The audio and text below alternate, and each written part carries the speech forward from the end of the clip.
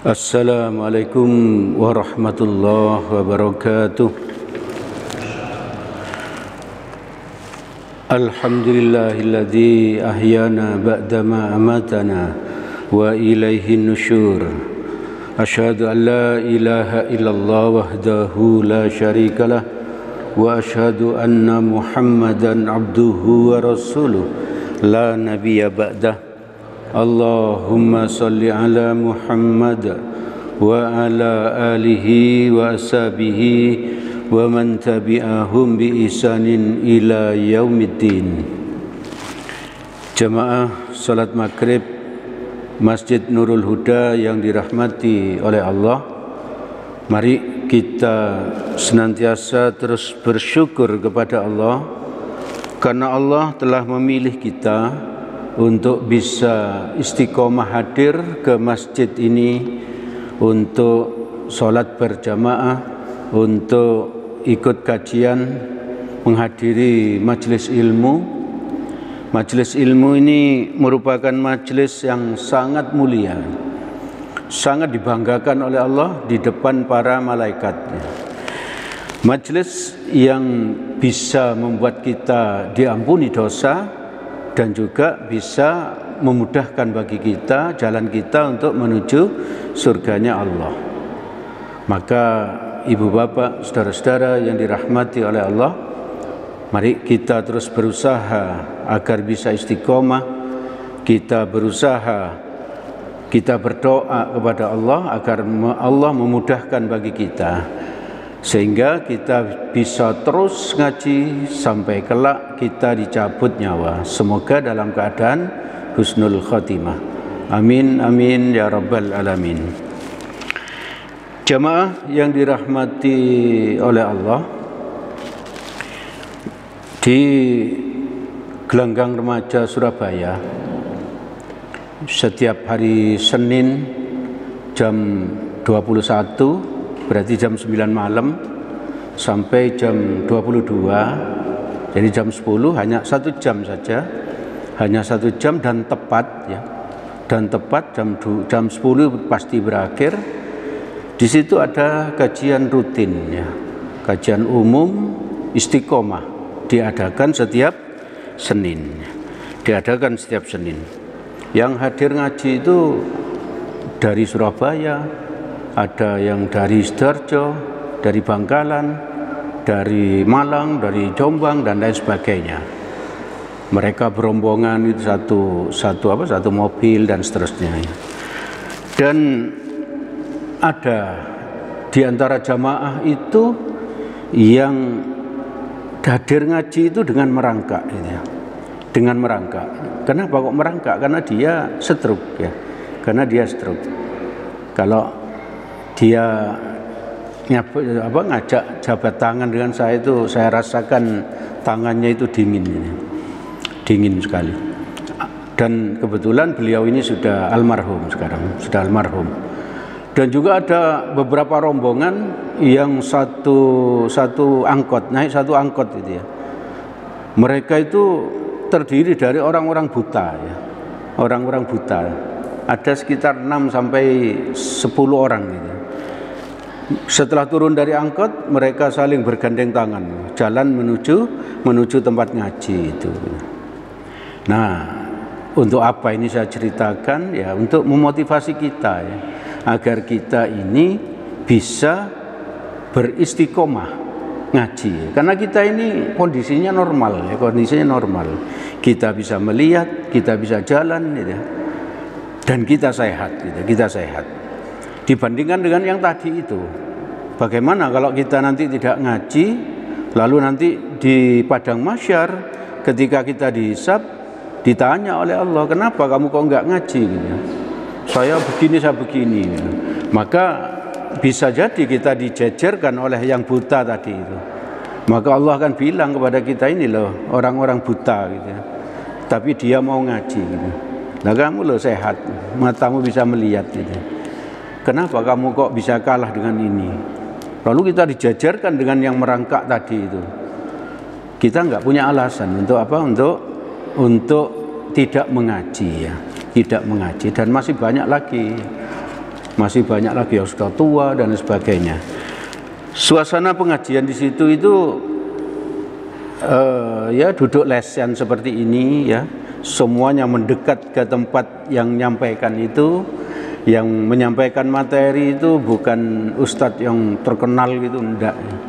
Jadi ustadz di kalangan kelompok pengajian ini sendiri ya. Mereka duduk lesehan, mendekat ke tempat ustadznya. Mengapa? Karena di tempat itu banyak duduk malaikat ya, di dekat-dekat sini lah. Di dekat-dekat sini itu banyak duduk malaikat. Mereka mendekat itu maksudnya apa? Agar mereka sedekat mungkin dengan malaikat yang duduk itu. Lalu karena di situ banyak malaikat, maka sambil ngaji kita banyak-banyak berzikrullah, banyak berdoa gitu ya, banyak berdoa. Karena nanti setelah pengajian itu kita tutup, malaikat tadi itu laporan kepada Allah, dan Allah itu bertanya kepada malaikat itu apa saja yang mereka inginkan gitu ya. Jadi Allah bertanya seperti itu. Makanya kita banyak berdoa ya. Ya Allah, mereka yang hadir itu ingin selamat dari neraka, ingin apa? Masuk surga dan lain sebagainya, ingin rezekinya lancar dan sebagainya. Maka sambil ngaji banyak-banyak berdoa. Lalu mereka itu membawa tas kecil, ya, tas kecil isinya Al-Quran dan terjemah. Di dalam tas itu isinya Al-Quran dan terjemah. Lalu isinya lagi kacamata ya, bagi mereka yang butuh kacamata. Juga isinya buku catatan ya, buku catatan. Apakah mereka mencatat gitu ya? Ternyata iya ya, ternyata iya. Kenapa kok mereka mencatat? Beberapa alasannya banyak ya. Satu misalnya, satu saya sampaikan, agar bacaan itu bisa dibaca lagi ya, di saat senggang dibaca lagi, hasil ngajinya itu kita baca lagi. Lalu yang kedua, kalau kita meninggal kelak, barangkali catatan kita itu bisa dibaca oleh anak cucu kita ya. Nah, kalau itu terjadi berarti kita mendapatkan pahala jariyah gitu. Pahala jariyah. Dan alasan ketiga, memang Nabi menyuruh kita kalau ngaji itu mencatat ya. Nabi menyuruh kita kalau ngaji itu mencatat. Ini hadisnya, hadis riwayat jamaah dari Abdullah bin Amr dan Anas bin Malik radhiyallahu an. Rasulullah sallallahu alaihi wasallam bersabda, qayyidul ilma bil kitab. Jagalah ilmu itu dengan menulis ya, dengan mencatat. Berarti kita disuruh mencatat oleh Nabi ya. Oleh Nabi. Sekarang kalau ingin mencatat tidak harus membawa buku catatan ya. Kalau anak-anak muda itu bisa nyatatnya di HP ya. Bisa nyatatnya di HP dan bisa dibaca lagi nanti, bisa dibaca lagi. Jadi banyak alasan kenapa kok mencatat ya. Maka ibu bapak, saudara-saudara yang dirahmati oleh Allah, kenapa kok kita kalau ngaji tidak mencatat ya banyak alasannya juga ya. Antara lain apa? Digoda iblis ya. Karena orang yang mencatat minimal ada 3 keunggulan tadi. Satu, bisa dibaca lagi di kesempatan yang akan datang. Yang kedua, bisa dibaca anak cucu di saat kita sudah meninggal. Dan yang ketiga, memang disuruh Nabi, jagalah ilmu dengan menulis atau mencatat. Maka syaitan itu membuat kita itu apa? Malas untuk mencatat, malas mencatat.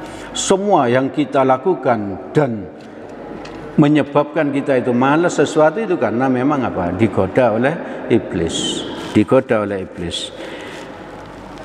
Jemaah yang dirahmati oleh Allah, mengapa orang yang tadi itu yang buta, terus yang merangkak karena stroke, dia mengaji, dan kita yang jauh-jauh tempatnya jauh juga ikut ngaji, karena ada banyak keutamaan-keutamaan yang sudah saya sampaikan tadi itu. Dan ada beberapa adab yang bisa kita lakukan yang diberitahu oleh Allah dan Rasul ketika kita mengaji. Ketika kita mengaji, agar apa? Agar ngaji kita itu berhasil,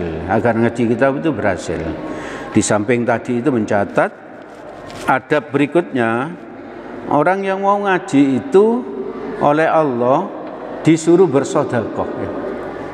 Orang yang mau ngaji, orang yang mau ngaji. Ini perintahnya di Quran surat Al-Mujadalah ayat 12. Bisa dilihat nanti di rumah.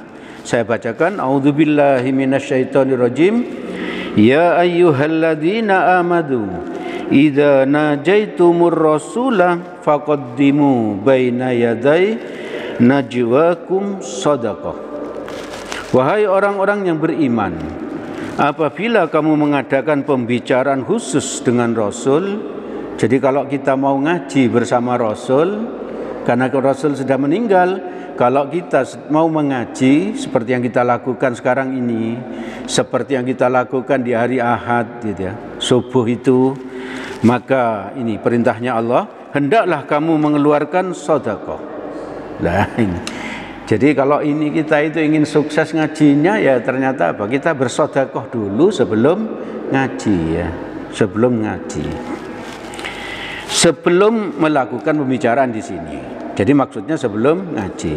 Jadi ibu bapak, saudara-saudara yang dirahmati oleh Allah, mari kita usahakan mengamalkan ayat ini ya. Kalau mau ngaji dari rumah kita sudah niat, oh nanti hari ada kajian, saya akan ikut.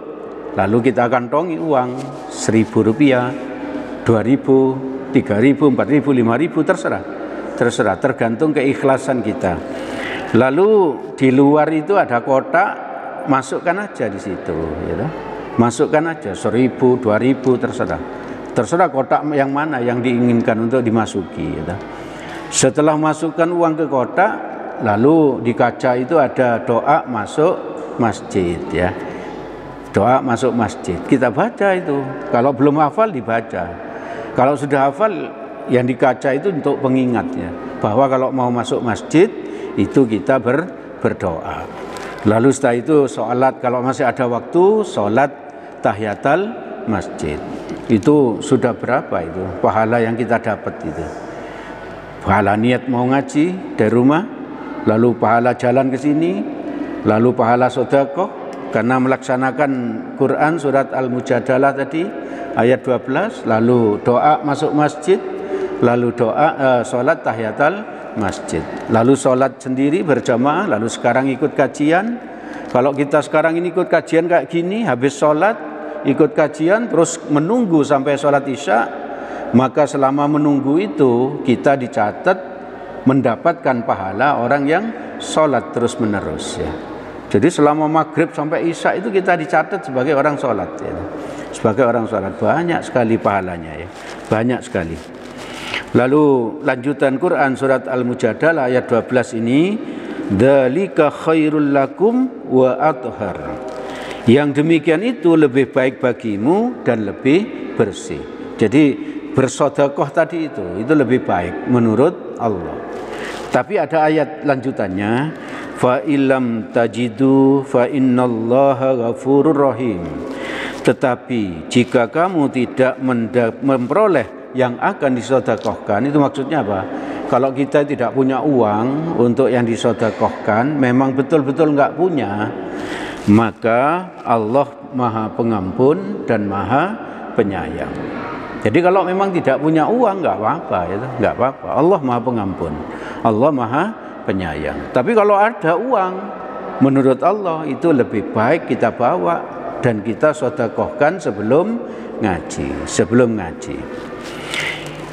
Jemaah yang dirahmati oleh Allah, adab orang ngaji itu yang kedua, insya Allah Bapak, Ibu itu sudah mengamalkan ini, ya, yaitu mengamalkan Quran surat ke-7 ayat 204, ya, ayat 204. Kita ingatkan lagi agar apa? Agar yang kita lakukan ini kita tahu dasarnya dan lebih memantapkan kita, memantapkan hati kita. Quran surat ke-7 ayat 204, A'udzubillahi minasyaitonirrajim, wa idza quri'al Qur'anu fastami'u lahu wa ansitu la'allakum turhamun. Dan apabila dibacakan Al-Quran, maka dengarkanlah baik-baik. Jadi kalau dibacakan Al-Quran, maka dengarkan baik-baik. Orang ngaji ini kan mendengarkan Al-Quran dibacakan ya, oleh yang menyampaikan ya, oleh yang menyampaikan. Hanya yang menyampaikan itu hanya membaca, ya, hanya membaca. Yang dibaca apa? Al-Quran dan hadis. Maka karena Al-Quran dibacakan, menurut ayat ini dengarkanlah baik-baik ya, dengarkanlah baik-baik. Dan perhatikanlah dengan tenang agar kamu mendapat rahmat, agar kamu mendapat rahmat, agar kamu mendapatkan keutamaan orang yang ngaji. Jadi ibu bapak, saudara-saudara yang dirahmati oleh Allah, kalau kita ngaji itu kita diam ya. Tidak boleh bicara ya. Tidak boleh bicara. Karena apa? Karena sedang dikaji ayatnya Allah. Kalau ada orang yang suka ngajak bicara, ngaji berikutnya kita pindah ke tempat lain ya. Kita pindah. Karena apa? Karena eman-eman waktu hanya sebentar kita berkurang, rahmatnya Allah itu berkurang ya. Tidak berbicara, tidak mengajak orang lain berbicara, tidak menggunakan HP kecuali melihat ayat yang sedang dikaji. Karena sekarang HP kita kan bisa diisi dengan Al-Quran dan terjemah. Jadi apa misalnya yang menyampaikan materi itu mengatakan Quran surat ke-7 ayat 204, langsung dicari dan langsung dilihat. Itu tidak masalah seperti itu dan bagus sekali ya. Apakah benar yang disampaikan Ustadz itu tadi gitu ya. Jadi yang kedua, serius mendengarkan ya, serius mendengarkan. Tidak tidur ya. Dan orang ngaji ini betul-betul digoda oleh iblis ya, agar kita itu mengantuk. Coba Bapak Ibu perhatikan kalau ngaji terutama hari Ahad subuh ya. Hari Ahad subuh kan banyak sekali yang terkantuk-kantuk itu. Banyak sekali yang ngantuk. Bukan karena beliau itu sangat capek, itu tidak hanya seperti itu. Karena iblis tidak suka memang orang yang ngaji, maka dibuatnya mengantuk ya. Dibuatnya mengantuk. Karena apa? Karena orang ngaji itu ditakuti syaitan ya. Ditakuti syaitan. Buktinya apa? Suatu hari Nabi itu di Masjid Nabawi itu loh. Nabi itu berjalan-jalan di luar, Nabi mau masuk masjid, Nabi ditakdirkan Allah bisa melihat iblis ya. Bisa melihat iblis. Maka iblis itu mondar-mandir di luar masjid sana gitu ya. Di luar masjid. Di luar ada orang yang sedang tidur gitu ya. Tapi di dalam ini ada orang yang sedang sholat gitu ya. Nabi bertanya pada iblis tuh, wahai iblis, kenapa kamu kok mondar-mandir ini gitu ya? Nah, iblisnya menjawab, saya mau menggoda orang yang sedang sholat itu loh gitu ya. Tapi saya takut pada orang yang sedang tidur gitu ya. Katanya iblis ini. Nabi bertanya, kenapa kamu kok aneh ini ya? Orang yang sedang sholat mau kamu goda, tapi orang yang sedang tidur kamu takuti ya. Iblis menjawab, karena orang yang sedang tidur ini adalah orang yang pandai agama gitu ya. Tapi orang yang sholat di dalam itu orang yang bodoh gitu ya. Ya itu menunjukkan apa? Orang yang pandai ilmu agama itu ditakuti oleh iblis ya. Kenapa kok iblis itu mau menggoda ini? Yang sedang beribadah, karena orang yang sedang ibadah ini tidak tahu ilmunya sehingga gampang dibuat tersesat itu gampang. Tapi orang kalau dia lewat, iblis itu lewat, khawatir membangunkan orang yang sedang tidur, yang pandai tadi. Nanti kalau orang yang pandai ini bisa memberitahu orang yang bodoh tadi. Jadi orang yang sering ngaji itu ditakuti oleh iblis ya, ditakuti oleh syaitan. Maka teruslah kita ngaji ya, teruslah kita ngaji. Ibu bapak, saudara-saudara yang dirahmati oleh Allah, mengamalkan Quran surat ke-7 ayat 204 ini ketika ngaji seperti yang sudah disampaikan di depan, yaitu mencatat ya, mencatat. Catatlah ilmu itu ya, catatlah ilmu itu agar apa? Agar bisa terus-menerus dijaga ya. Ilmu itu terus-menerus bisa dijaga. Terus yang berikutnya, adab orang ngaji yang ketiga itu berusaha istiqomah ya. Berusaha istiqomah. Jadi kita atur waktu kita ya. Kalau di sini setiap Ahad subuh itu ada kajian, maka kita atur acara kita, jangan sampai hari Ahad subuh itu ada acara keluarga ya. Ada acara keluarga. Kita atur hari Sabtunya, kita atur setelah kajian ya. Agar bagaimana? Agar kita bisa istiqomah ngaji, agar bisa istiqomah ngaji. Kita usahakan seperti itu, kecuali memang kita tidak bisa mengaturnya ya, tidak. Karena memang harus terjadi hari subuh, hari Ahad subuh kita meninggalkan ngaji misalnya. Di saat meninggalkan seperti itu, kita terbiasa istiqomah, lalu suatu saat memang nggak bisa ditinggal, harus tidak ngaji, maka di dalam hati dan pikiran kita langsung kita niat, ya Allah, saya sebetulnya ingin ngaji ya, tapi karena ada halangan begini, semoga Engkau mencatat hamba ini tetap ngaji ya. Dan memang ya ada hadisnya, kalau kita terbiasa ngaji lalu suatu saat kita nggak bisa, maka Allah akan mencatat kita tetap ngaji ya. Kalau kita setiap malam biasa tahajud, suatu hari karena kita sakit terus kita tidak tahajud, maka Allah tetap mencatat kita itu tahajud ya. Kita itu tahajud. Itulah pentingnya istiqomah. Dan di hadis riwayat Muslim nomor 783 dari Aisyah, Rasulullah sallallahu alaihi wasallam bersabda, insyaallah kita sudah hafal ini, ahabbul a'mali ilallahi ta'ala adwamuha wa in qalla. Amal ibadah yang paling disukai Allah adalah yang dilakukan secara istiqomah terus menerus walaupun sedikit ya. Amalan itu sedikit tapi istiqomah itu dicintai Allah. Kita ngaji misalnya istiqomah setiap Ahad gitu ya.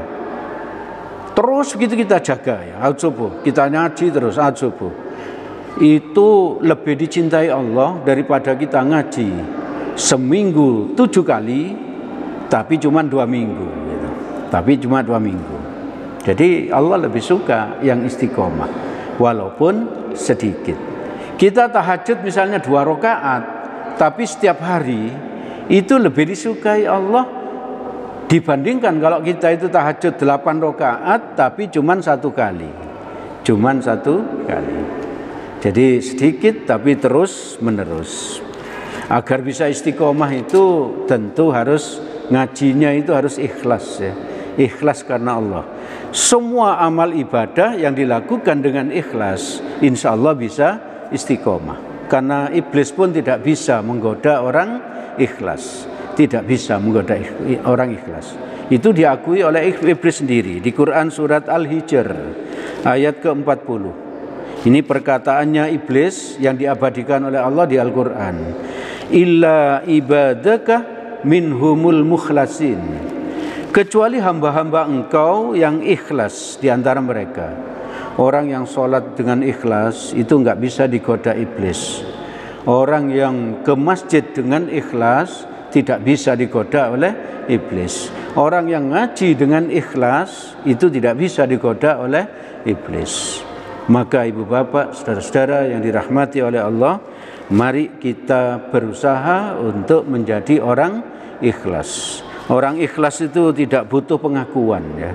Tidak butuh pengakuan. Kita tidak butuh diakui orang, oh orang itu khusyuk sering ke masjid. Oh orang itu sering ngaji. Oh orang itu, kita tidak butuh itu ya. Tidak butuh. Kita abaikan hal-hal seperti itu ya, hal-hal seperti itu. Kita tidak butuh penghargaan orang lain, kita tidak butuh pujian orang lain. Mari kita selalu berusaha melakukan sesuatu yang terpuji, sesuatu yang baik-baik. Apa saja yang ada di masjid ini misalnya kita kerjakan yang baik-baik tanpa mengharapkan pujian ya. Tanpa mengharapkan pujian. Nah, orang yang seperti itulah yang tidak bisa digoda oleh iblis. Kalau kita mengharapkan pujian, nanti kalau tidak dipuji orang ya selesai sudah. Wah, orang itu enggak memuji saya, untuk apa saya berbuat baik gitu. Jadi seperti itu. Ibu bapak, saudara-saudara yang dirahmati oleh Allah, Satu lagi yang ingin saya sampaikan tentang adab orang ngaji ini, yang lain-lain nanti kita sampaikan di kesempatan yang akan datang. Mengamalkan hasil ngaji, ya. Mengamalkan hasil ngaji. Apa saja yang disampaikan di ngaji itu kita berusaha mengamalkannya. Minimal 1 poin saja misalnya. Misalnya setelah ngaji malam ini, hari Ahad besok subuh ngajinya bawa buku catatan gitu ya. Lalu nyatet apa yang disampaikan besok subuh itu disawah Ustaz Daud ya. Yang disampaikan Ustaz Daud kita catat. Kita catat. 1 yang bisa diamalkan, atau apa lagi yang bisa diamalkan gitu ya. Jadi ngaji itu diamalkan ya. Kalau ngaji itu enggak diamalkan, hanya untuk pinter-pinteran ya gedabrus ya. Gedabrus. Ini Al-Qur'annya di Quran surat An-Nisa ayat 66. A'udzubillahi minasyaitonirrajim. Walau annahum fa'alu ma yu'adzuna bihi lakana khairal lahum wa ashadda tathbita. Dan sesungguhnya kalau mereka mengamalkan ilmu yang diberikan kepada mereka, jadi hasil ngaji itu, ilmu hasil ngaji itu kita amalkan, maka menurut Allah tentulah hal yang demikian itu lebih baik bagi mereka dan lebih menguatkan iman mereka. Jadi kalau apa-apa yang kita nggak kaji lalu kita amalkan, itu lebih baik bagi kita dan menguatkan iman kita. Juga di hadis riwayat Ahmad dari Ibnu Abbas radhiyallahu an, Rasulullah sallallahu alaihi wasallam bersabda, barang siapa yang berusaha mengamalkan ilmu yang telah diketahuinya, seperti tadi itu kita tahu ilmu, orang ngaji itu harus diam, mendengarkan, serius mendengarkan, tidak berbicara dan lain sebagainya, lalu itu kita amalkan ya. Maka menurut Nabi, maka Allah akan memberitahu kita apa-apa yang belum kita ketahui. Jadi ilmu-ilmu yang belum kita ketahui, Allah akan beritahu kita. Allah akan beritahu kita. Saya sering mendapat penjelasan dari Ustadz bahwa apa? Sering sekali yang dia sampaikan itu di luar materi yang disiapkannya. Karena apa? Tiba-tiba ketika nyampaikan materi ada semacam bisikan, sampaikan ini, sampaikan ini, sampaikan ini gitu ya. Itu menunjukkan apa? Beliau itu dapat bisikan apa ini? Hadis ini. Allah akan menunjukkan apa-apa yang belum diketahuinya, yang belum dikonsepnya, ya, yang belum dikonsepnya. Maka ibu bapak, saudara-saudara yang dirahmati oleh Allah, mari hasil ngaji ini pelan-pelan kita amalkan ya, kita amalkan terus, istiqomah gitu, istiqomah. Ibu bapak, saudara-saudara yang dirahmati oleh Allah, itu yang bisa saya sampaikan pada kesempatan malam ini, bahwa kalau ngaji itu mendekat ke tempat orang-orang yang memberi kajian itu. Ini alhamdulillah ya, karpetnya digulung sana, sehingga apa? Bapak-bapak lebih dekat dengan apa? Dengan dia menyampaikan. Wah, alhamdulillah ada hikmahnya ya. Ada hikmahnya. Kenapa? Oh, pahalanya yang ini kurang. Tapi pahala Bapak bertambah karena apa? Karena mendekat ke sini, lebih dekat dengan malaikat-malaikat yang duduk di sini. Lalu sebelum ngajinya itu ini, sebelum ngaji itu berinfak ya, berinfak Rp1.000, Rp2.000 dan seterusnya, seikhlas kita, semampu kita, kecuali tidak ada uang ya, kecuali tidak ada uang sama sekali ya sudah, memang nggak ada itu. Lalu ketika ngaji itu diam, tidak berbicara, tidak menggunakan HP, kecuali HP-nya digunakan untuk melihat ayat yang disampaikan. Lalu serius mendengarkan, tidak tidur, dan berusaha istiqomah terus-menerus ngajinya, kecuali memang ada uzur yang tidak bisa ditinggalkan. Di saat punya uzur, tetap niat ya, tetap niat ngaji ya toh. Ya Allah, semoga Engkau menganggap hamba ini istiqomah ngaji gitu. Jadi tetap niat, jangan sampai tidak niat gitu. lalu mengamalkan hasil ngaji, Ibu bapak, saudara-saudara yang dirahmati oleh Allah, itu yang bisa kami sampaikan. Segala yang baik dan benar semuanya berasal dari Allah Subhanahu wa ta'ala. Semoga ada manfaatnya bagi kita, semoga Allah memudahkan bagi kita untuk bisa mengamalkannya. Amin amin ya rabbal alamin. Apabila ada salahnya, saya mohon maaf sebesar-besarnya. Diingatkan bagi yang ingin berkorban, bisa menghubungi takmir.